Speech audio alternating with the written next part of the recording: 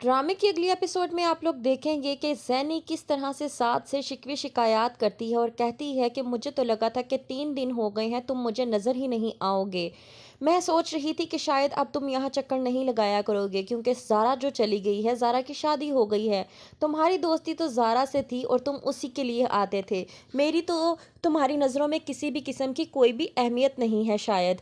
दूसरी तरफ फरीदा ज़ारा से कहती है कि तुम्हारी माँ ने तुम्हें कुछ सिखा कर नहीं भेजा क्या, जो तुम इस तरह की हरकतें करती फिरती हो।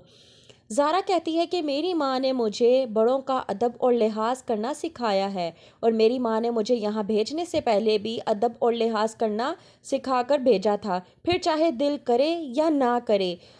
फरीदे कहती है तुम अपनी बकवास बंद करो, और ये बात अदील को भी बिल्कुल पसंद नहीं आती। अदील कमरे में जाकर ज़ारा को कहता है कि तुम्हें मेरी माँ से इस तरह से बात बिल्कुल नहीं करनी चाहिए थी। तुमने मेरी माँ से जिस तरह से बात की, मुझे ये कतन पसंद नहीं आया। बेशक मैं तुमसे मोहब्बत करता हूँ, लेकिन इसका मतलब ये हरगिज़ नहीं है कि मैं अपनी माँ की बेइज्जती बर्दाश्त करूँगा। तुम्हें मेरी माँ से इस तरह बात नहीं करनी चाहिए थी, तुम्हें मेरी माँ से माफ़ी मांगनी चाहिए। और हाँ, अगर इस तरह की कोई बात हो रही हो और मैं अपनी माँ को समझा रहा हूँ, तो मेरी माँ से बदतमीज़ी करने की कोई ज़रूरत नहीं है।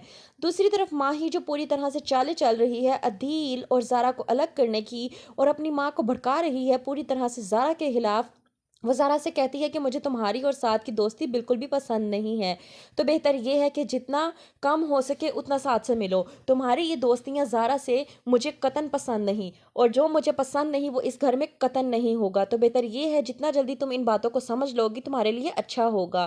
क्या होगा आगे? क्या करेगी माही ज़ारा के साथ, या करेगी फरीदा ज़ारा के साथ? क्या होगा आगे देखने के लिए देखते रहिए ड्रामा सीरियल तुम बिन जिए कैसे।